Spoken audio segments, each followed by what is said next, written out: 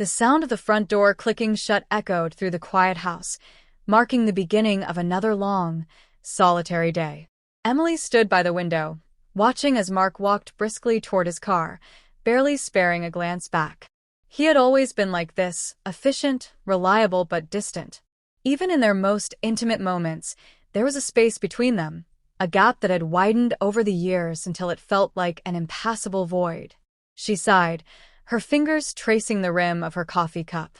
The routine was predictable now, Mark leaving early, coming home late, their conversations reduced to logistical exchanges about bills, schedules, and household necessities.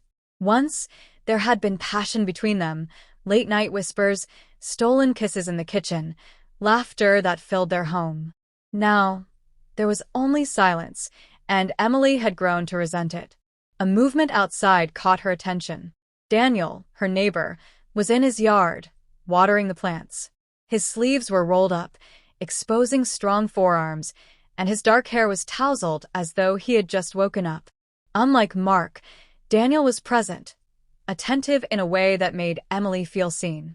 She stepped onto the porch, pretending to adjust a potted plant. "Early start," she called out. Daniel glanced up and smiled, a slow, knowing expression that sent a warmth through her. "Something like that," he replied, setting down the hose. "And you? Alone again?" Emily hesitated, then gave a small shrug. "As usual." Daniel wiped his hands on his jeans and walked toward the low fence that separated their yards. "I don't know how you do it," he said. "Being in a house that quiet all day." "I don't have much of a choice, do I?" she said lightly, though there was an undercurrent of something else in her voice. He leaned against the fence, studying her. "You could come over sometime. I make a mean cup of coffee." She laughed, shaking her head. "And let the neighborhood gossip run wild? I think I'll pass." Daniel chuckled, but there was an unmistakable spark in his eyes. "Fair enough," he said. "But the offer stands."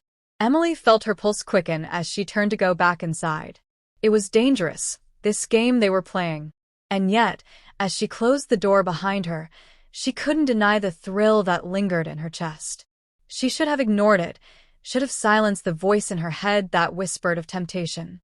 But as the day stretched on, she found herself glancing out the window, wondering if Daniel was still there, waiting. Emily had never been one to obsess over time, but today, she found herself glancing at the clock every few minutes.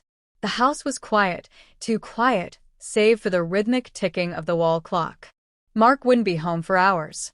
That knowledge settled over her like a whispered invitation, a dangerous possibility she had tried to push away since the morning.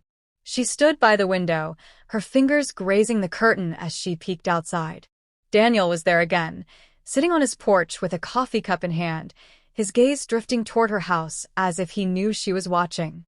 Their eyes met, and in that instant, the tension that had simmered between them for weeks flared into something undeniable.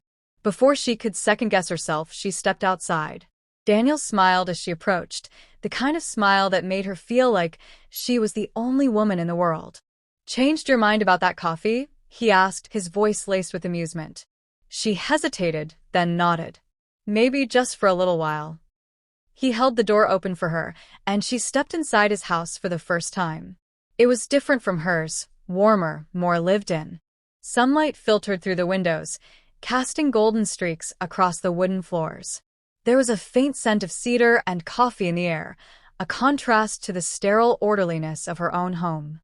"Make yourself comfortable," Daniel said, disappearing into the kitchen. Emily ran her fingers along the back of the couch, her pulse unsteady. This was reckless. She shouldn't be here. And yet, for the first time in a long time, she felt something other than numbness. Daniel returned with 2 cups, handing her one. Their fingers brushed, and the contact sent a jolt through her, igniting something deep within. "You seem nervous," he observed, settling into the seat beside her. She exhaled a quiet laugh. "Should I not be?"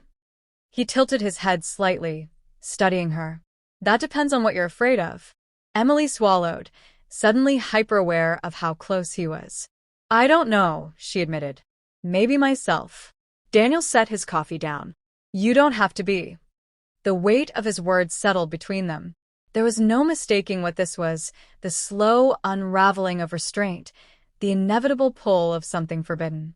She could still walk away, still pretend this was nothing more than an innocent visit. But when Daniel reached out, tucking a loose strand of hair behind her ear, she didn't pull away. She leaned in.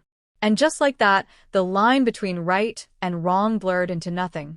Emily had always believed that guilt would follow a betrayal like a shadow, clinging to her every step, weighing down her conscience with every stolen moment.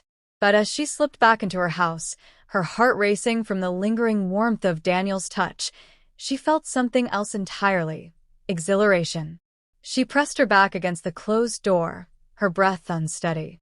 The world outside was unchanged.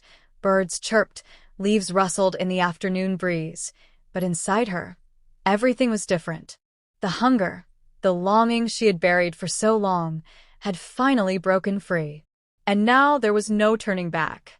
She moved through the house in a daze, fingertips brushing along the familiar furniture, her senses heightened. The air smelled the same, the rooms looked the same, but her world had shifted. The space between her and Mark no longer felt like an empty void. It felt like a secret, one she now carried alone.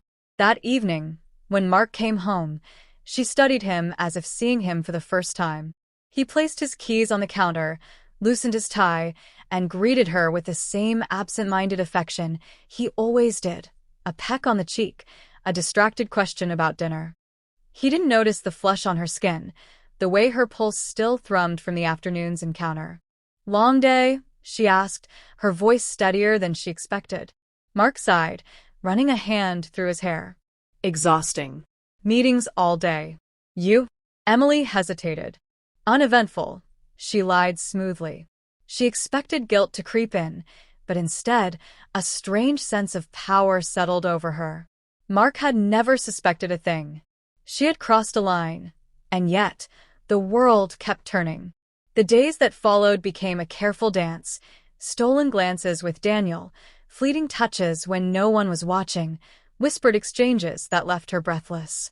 The secrecy, the risk, only heightened the thrill. When Mark left in the mornings, she no longer felt abandoned. She felt anticipation. One afternoon, as she stood in her kitchen, her phone buzzed with a message. "Daniel, come over." Her fingers hovered over the screen, her pulse quickening. It was dangerous, reckless. But wasn't that what made it irresistible? A slow smile curved her lips as she typed back, "Emily, I'm on my way." And with that, she stepped out of her house, crossing the threshold into a world she could no longer resist.